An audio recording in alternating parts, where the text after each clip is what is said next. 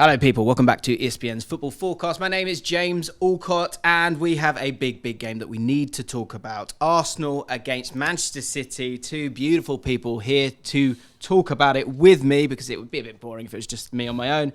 Harry Symeou and Kweku Afari. Harry, I'm going to come straight to you as the Arsenal fan here. The permutations will drive you crazy, to take a quote from a well-known presenter. There are so many different lineups that you could find and create for Arsenal and for Man City in this game. How are you feeling about it? And more importantly, who's the first name, if I could only give you one name that's definitely going to play in this game, who's the one name that you desperately want on that team sheet come Sunday? It's got to be Declan Rice at the moment. I think really? Wow. He's become such an important figure at Arsenal in such a short space of time. He's become the midfield engine room. He's become the one that picks up the ball and drives forward and goes sort of breaking lines when Arsenal are struggling to do it through sort of intricate passing, which is what they want to do ideally. I think defensively he covers so much ground, offers incredible protection to the back four. So for me, he's the one that you really want to see in the team. But obviously there are question marks over the fitness of some key players, which will have a big impact, I think, on how Arsenal play and Arsenal's chances of taking all 3 points in this as well. Yeah, obviously a disappointing result in the week against Lens. I don't think anyone really expected that. They thought even though away from home, it would be one that they would be able to kind of deal with. Saka comes off in the 34th minute.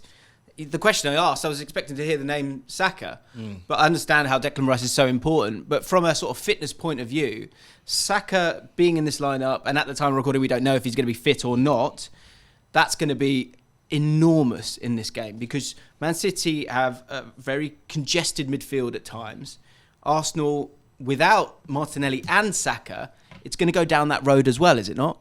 You would think that Man City's strength, like you said, is centrally, and Arsenal's comes from, or last season they did come from Saka and Martinelli out wide, and they really stretch the opposition.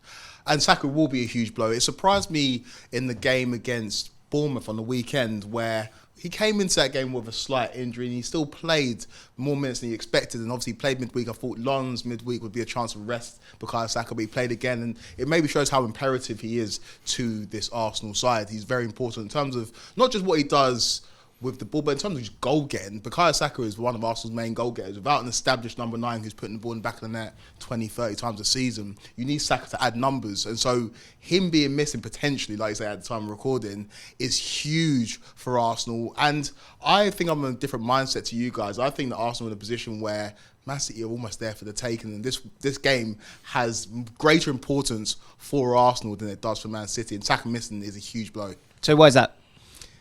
Because I don't want to engage in hyperbole right now. I don't want to do it. Engage! But I'm going to.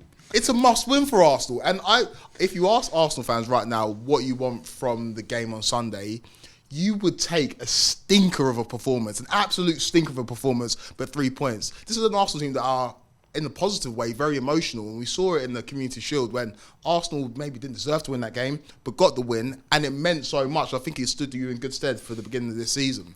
I think Arsenal have had too many valiant performances against Man City at home. You think about the game 2 years ago where I think it was a Rodri last-minute winner. You think about the game last season where you lost 3-1, but you didn't really deserve to lose. I think Arsenal had too many of those performances against Man City where they've looked good but haven't got the result in the league. I think this is an opportunity to take a Man City team who've not looked amazing. Two quick-fire questions before we kind of move on to Man City. Who's more irreplaceable, Saka or De Bruyne? Just quickly, a name. Saka or De Bruyne? Saka. Who's more irreplaceable, Saka or Rodri? Saka. Irreplaceable. Saka, because of the lack of wingers. Okay, because I think the interesting thing is, of what we do know, we know Rodri's not playing because he's suspended, of course, and we know Kevin De Bruyne is out until the start of January. Julian Alvarez has come in and done absolutely fantastically in terms of replacing, I guess, the output from him. 3 goals and 3 assists in 7 matches. He's also averaging 2.7 key passes per game, over 4 shot-creating actions per 90. So that's why I come back to the Saka element. And to your point of, not that it's now or never, but I think there's a broader feeling when it comes to Arsenal because of last season that Arsenal need to get ahead of Man City before the bend because Man City are going to kind of catch them up when the likes of De Bruyne in particular comes back. So So how do you feel about this idea that it is a must-win for Arsenal? Would you accept it as an idea? I don't think you can say any game at this stage of the season is must-win. I think it's way too early. Arsenal were miles clear of Manchester City, far deeper into the season last season, and ended up, unfortunately, from our perspective, falling away and crumbling. So I don't think you can put that kind of weight on this fixture just yet. I agree with you that in the league, Arsenal need a victory over Manchester City for the mental advantage that gives you. Will you get a better opportunity?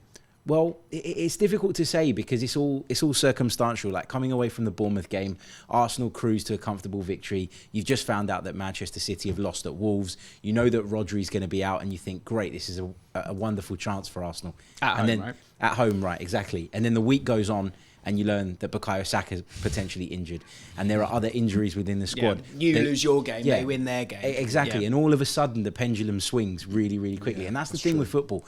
So I never really got too carried away by the idea of this being a must-win game last weekend, so I don't think I can get to that point now, as the week's gone on and looking at how events have unfolded. If Saka was fit, say we knew right now that Saka was fit, would that change your mindset?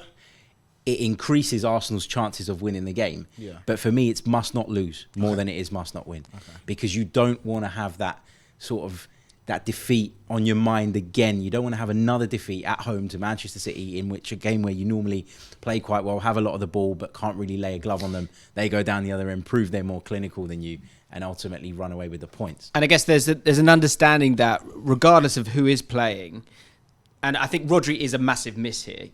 In terms of goals, he's sort of third in the team with 2 goals. He's got an assist this year. Big chances created, 3. In terms of the Man City squad, of course. Accurate long balls in particular, he has 6.5. The next best is Kyle Walker. And so one thing Man City will have, or will always look to have, is control. And that's why I always like games like this against Arsenal, because you're kind of thinking, well, kind of Arsenal would like to do that as well. But generally, Man City are the kind of juggernaut when it comes to being able to control games of football. But in terms of being able to hurt Arsenal, losing that long passing range, the players that you're going to bring in, Rico Lewis was fantastic in the week. And if he is that kind of player, or if you play Kovacic and Nunez, you've got 2 players who really want to progress the ball. If you bring in Bernardo Silva, again, he's more a dribbler, a carrier of the ball, or he's going to play the odd pass. He's not going to keep spraying the ball time and time again. So the control element's a bit of a problem here, which comes to your point where, okay, there's an opportunity here, but can you still even get a goal against this team? And the thing I think that's really hurting Arsenal's chances for me feels like a lack of pace. I feel like there's a lack of pace in this game, a lack of ability to change the tempo from Man City's side, but an overall lack of pace, if you don't have Martinelli and Saka, leads me to the idea that this stinks of a draw. Maybe, but I do think that Arsenal can go and control this game. There's a lot been made in terms of Man City's business over the summer about the ball carriers that they brought in. You saw it didn't work against Wolves. You saw that Kovacic and Nunez didn't work. Nunez was hooked at half-time. And it wasn't the Man City that we're used to. I think Arsenal, especially with the midfield, just from the eye test, Arsenal looked like the best footballing team in the country at this moment in time, despite the fact the results have not been amazing. Watching that Bournemouth game, I was like, you controlled that completely. Watching the Everton game where you went to a difficult Goodison Park, that's the game that Arsenal didn't win last season. And that's the game that you've seen Arsenal drop points in multiple times. Arsenal can do a bit of everything. They can mix it. And I think in this game, there's an opportunity to go and control it and really go and assert their dominance on Man City. I agree with you that they do lack pace. And even when Saka plays, Saka hasn't got blistering pace. Saka's a strong runner, but he hasn't got that killer pace in behind. And I think as a result of the permutations, as a result of Man City missing Rodri, I think Arsenal can go and establish their dominance in midfield and really go and assert it. I think Arsenal can take this game. I think the midfield's really interesting. It's going to be really interesting to see how Arteta approaches this. Thomas Partey is back, fit and available. He was in the squad in Lens. He didn't come onto the pitch, which people were expecting. I think people were expecting him to get maybe 15, 20 minutes under his belt ahead of this weekend's game. Will he come straight into the 11? Because if he does, then Arsenal certainly have the ability to dominate the midfield physically, as you say. But one of the things that makes this Manchester City side as good as they are is their ability to play in different ways. Bringing Erling Haaland into the picture, and now with Julian Alvarez as well, who's a very different type of forward, they can play in a variety of ways. And you saw it at the Emirates last season. They came there there and they only had 36% of the possession. How often do Manchester City go somewhere and only have 36% of the ball?